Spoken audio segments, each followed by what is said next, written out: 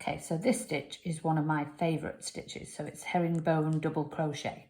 So what it leaves is a really nice dense fabric. So it's really good for winter styles and anything you don't want to be full of holes. Okay, so for this we need a base chain of any number, but you need to add an additional chain for your turning chain. So now I'm going to show you a different way to work your first stitch. So when you work tall stitches, usually you'll have 2 or 3 chains to be the height of the next stitch following. Now sometimes that can leave a hole at the end, so it doesn't always look the best.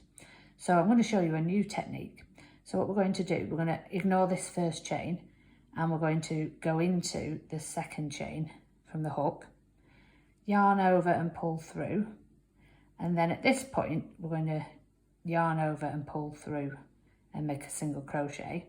But then we're going to do something really different. We're going to turn the stitch on its side and find the 2 strands that make up the side of the stitch, and we're going to put our hook in there, making sure we've got both strands above the hook, and then we're going to yarn over, pull through, and just make another single crochet. And can you see that's made quite a nice neat edge to the work without getting a hole in there?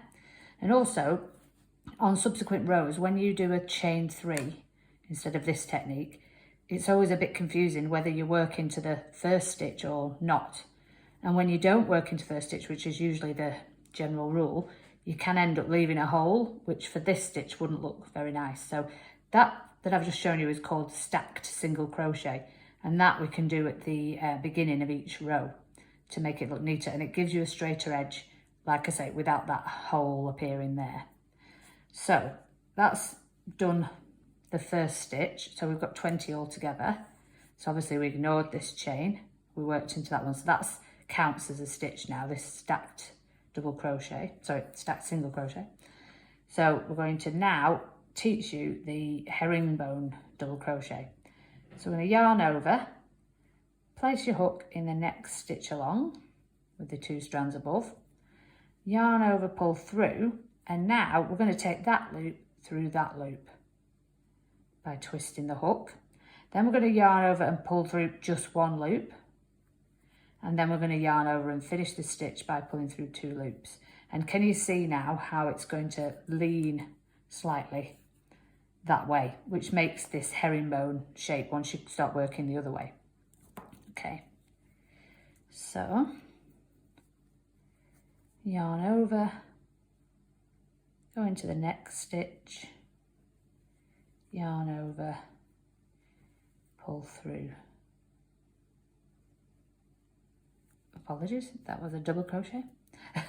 Yarn over, into the next stitch, yarn over, pull the first loop through the second loop, yarn over, pull through the first loop only again, yarn over, pull through 2. So I'll do that again, yarn over, into the next stitch, yarn over, pull through, pull the first loop through the second loop, yarn over, pull through first loop only, yarn over, pull through 2. So we'll keep going, yarn over, into the next, yarn over, pull through, pull the first loop through the second loop, yarn over, pull through the first loop only, yarn over, pull through 2 loops. So you can see we've got these slanted stitches here. So they look like double crochets, but they're all slanted, and that allows you to fill that hole that's in between. So I'll just finish that row doing the same thing, and I'm going to do something a bit different in the last stitch. So we're going to keep going with these herringbone double crochets until we get to the end.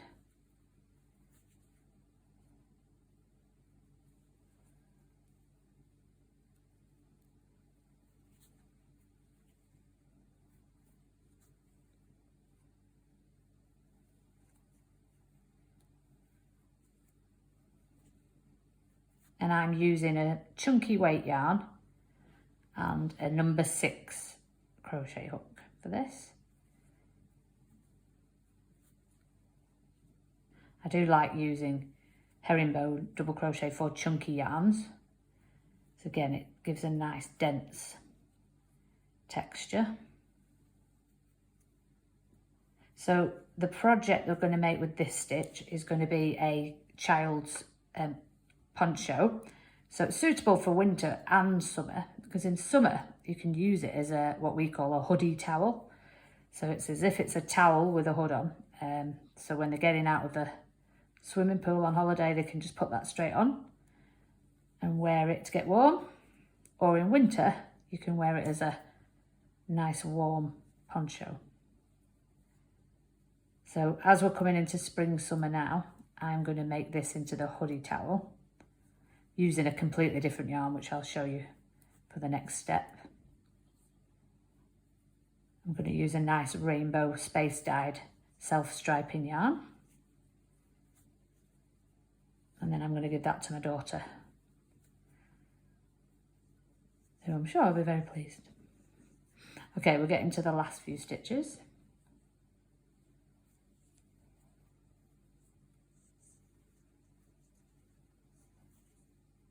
2 left. So this is my last herringbone double crochet. It doesn't have to be. I could end it. I could do the last one as another herringbone double crochet, but it can just leave a zigzag edge. And because for the project I'm going to make, I want it to have straight edges, I'm going to do that last stitch as an ordinary double crochet. So yarn over into the chain, yarn over, pull through 2, yarn over, pull through 2. So we've done a straight stitch at the end, so you can see that that one is sitting just a little bit straighter, and so is the stacked single crochet that we did at the beginning of the row. Right, so to show you the stacked double crochet, single crochet on the second row, it's a little bit different to what we did into the chain. Just get some more yarn. In that we don't have to work a single chain first. So I'll show you what I mean. We'll turn, and I haven't chained, and I'm not going to chain either. So I'm going to go into that very first stitch, yarn over, pull through, yarn over, pull through 2 to make a single crochet without a base chain, because we don't need a base chain because we're working a stacked single crochet. Then we're going to go in the side. So I'll show you that again. The V that's formed underneath the single crochet from that left loop, we're going to push the hook in between there till we see 2 strands, and then we're going to make another single crochet that then ends up sitting straight. So you can see that that's made a nice neat edge there, and that's sitting flat at the top, and it's also filled that first stitch, so we don't have that confusion or that hole. We know that we've done a stitch, and that counts as a stitch there. So yeah, I like that for that reason. It's much more straightforward. So I'm going to go back down this row with half double crochets again. Sorry, herringbone double crochets. So I'm going to go through there, yarn over and through, yarn over, pull the first loop through the second loop, pull the yarn through the first loop, pull the yarn through 2 loops, yarn over into the stitch, first loop goes through second loop, yarn over, pull through the first loop, yarn over, pull through both loops. So we'll carry on down this side. Now, I'm not always a big fan of herringbone double crochet in rows. I prefer to work with it in the round, but for the poncho, we'll have to do both. So it's what you call a top-down design. So you work from the neck downwards, and you place your increases in certain areas so that you actually create your armhole from your increases. You create a raglan sleeve shape. So all will be revealed when I post the pattern for the hoodie towel or poncho. You don't need to sort of understand that at this point. If you just want to practice doing these herringbone double crochets first, and that's a good idea. And as I say, once the hoodie towel is ready and the pattern's written, I will upload the video that goes with it. I think you'll like it, it's very cute. So it's obviously just going to be available in kid sizes. Okay. I'll take it right to the end and then I'll show you what it looks like, having done 2 rows. Because the stitch pattern on the back of a herringbone double crochet is very different to what it is on the front. And I do prefer the design on the front. But obviously to work in rows, we do need to do it this way. Okay. And the last one is just an ordinary double crochet, just to straighten the edge. So there you'll see the texture. So you can see that you've got 1 stitch leading that way, 1 stitch leading that way, which gives it the herringbone look. So yeah, it's my absolute favourite stitch. And once you get used to it, it's pretty straightforward. It's almost just like doing double crochets. And obviously the stacked single crochet at the beginning of the row is just going to make the work a lot neater than it would be if we'd use 3 chain or 2 chain to turn.